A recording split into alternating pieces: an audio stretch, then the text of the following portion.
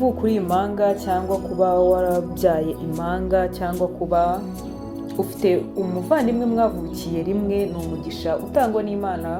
Ntabwo aba ariko buri muntu wese wifuje kubyara impanga azibyara, cyangwa kuba wakumva wabyara mwavuka muri babiri cyangwa muri batatu muri impanga, wowe ntabwo wabyiha, ni Imana itanga uwo mugisha.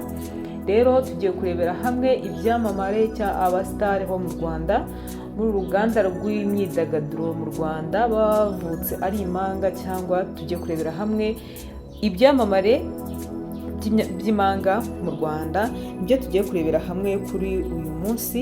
Rero kugira tuze kubana, nagira ngo usabe ukore subscribe kugira ngo ibiganiro byacu byose ujye ubibona uko dushyizeho ikiganiro ujye ukibona mu ba mbere. Iyi channel inyuraho ibiganiro bitandukanye byo imiryango ndetse n'ibyegeranyo byose bitambuka kuri iyi sheni. Rero muhaye ikaze kuri iyi sheni no mu kiganiro cy'uyu munsi no muri uru rutonde tugiye kurebera hamwe. Ndagusaba ngo tuze kubana rero kwawe ni ingirakamaro.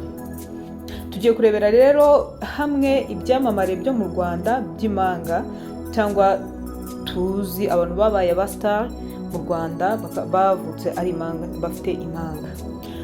Abantu ba mbere tugiye kurebera hamwe ni Bukuru Josephine Murphy ndetse na Butoya Joseline Alexandre. Ni Abanyarwandakazi b'impanga baba muri Canada, bafite umuryango ufasha witwa Shelter Batarure ufasha abatishoboye.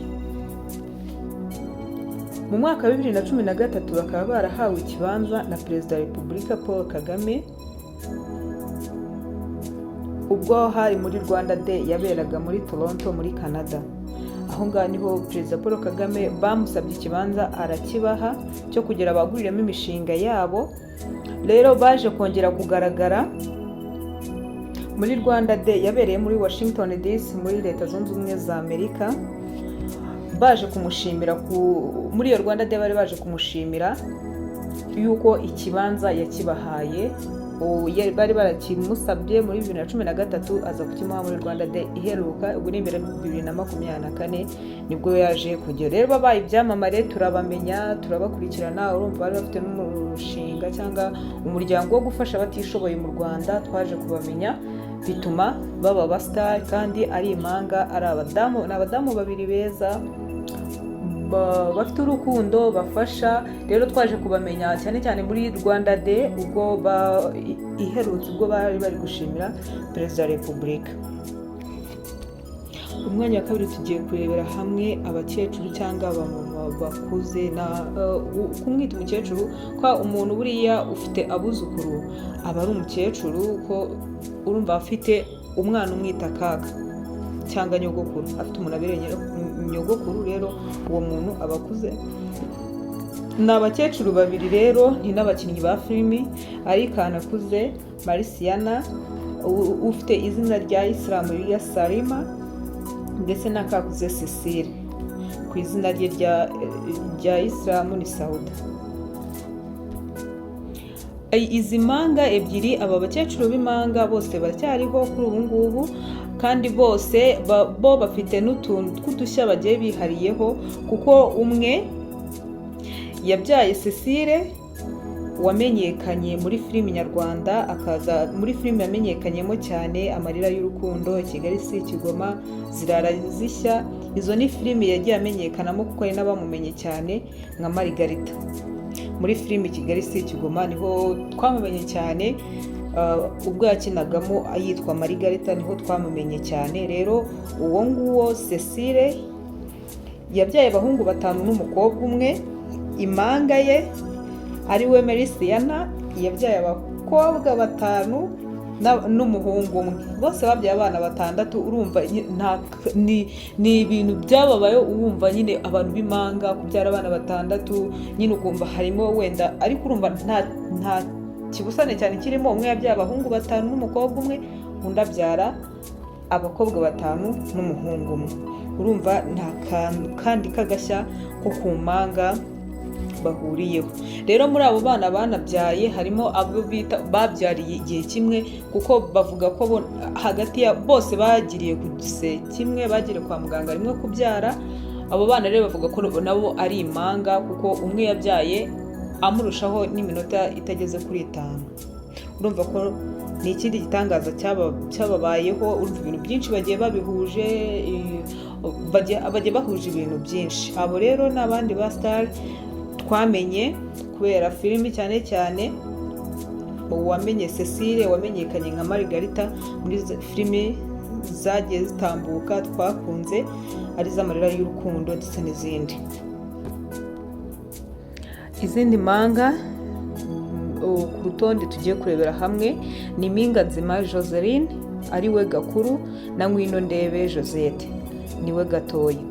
Ni abadamu b'imanga rero b'ababyinnyi babyina mu itorero ry'inyamibwa. Twabamenye cyane ku mbuga nkoranyambaga, abantu bakoresha YouTube cyane barabamenye cyane, kuko ni abadamu bakunzwe n'abantu cyane, barakora cyane, bituma rero bamenyekana kuri YouTube channel. Rero bakaba baravukiye i Nyanza ku Mukingo i Gatagara. Bavutse ku itariki 14 z'ukwa 12 mu 1996. Bavuka mu bana 9, bakaba ari nabo babucura, umwe n'uwa 8 undi n'uwa 9. Bafite utuntu babagiye bihariyeho bagenda bahuza nk'abantu b'imanga. Buri abantu bavutse ari imanga bafite ibintu byinshi bagiye bahuza, ku buryo umwe ashobora kurakara ari hano, undi ntamenye wenda ibiri kujya mbere, ariko aza kumenya igihe byabereye. Igihe umuvandimwe yari yarakaye kumva nawe hari ikintu yigize kumva amarangamutima ye ari kumwereka. Rero izi manga Impinganzima na Ngwino Ndebe bakuze bakunda kubyina, kuko babyinaga muri Kiliziya Katolike. Bakura rero bakunda kubyina. Mbere y'uko bajya mu itorero ry'inyamibwa babanje kubyina mu itorero ry'inayoberana. Naba ngaba bari ku rutonde rw'aba star twamenye nabo b'imanga, bose bo baranakorana, nabo twarabamenye. Ku rundi rutonde rero tugiye kurebera hamwe izindi manga ni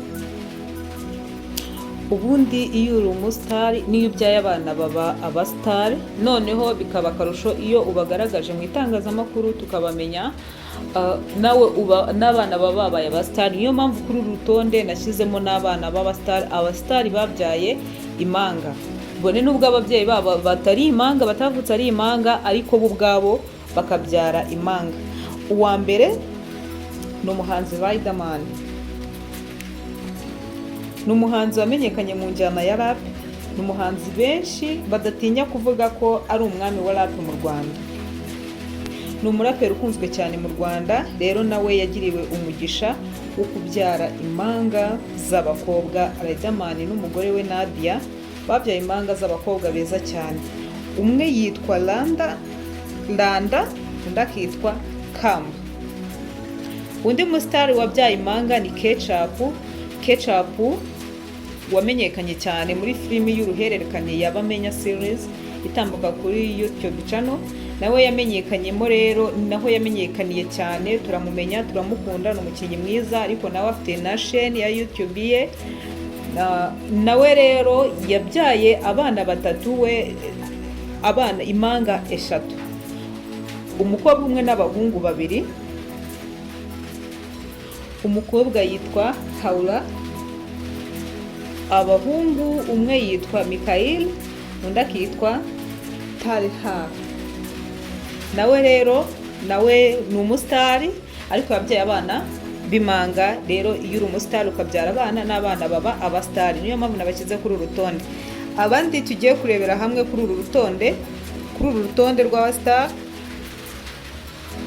ni abasore b'imanga. Umwe yitwa Dushimimana Elize, undi akitwa Mbarushimana Elia. Akaba yitwa Eli cyangwa Tajino. Tajino akaba ari we gakuru, Elize akaba ari gatoya.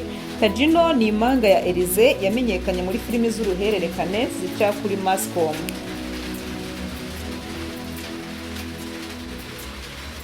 Ni abasore b'imanga ariko bafite ibintu byinshi bahuriyeho, nko kuvuga, ku buryo bavuga ko bo ubwabo uri kuvugana n'umwe kuri telefone akaguhereza telefone, ushobora kugira ngo ni wa wundi wa mbere mwari mukiri kuvugana, ntabwo ushaka kumenya ko yahindutse.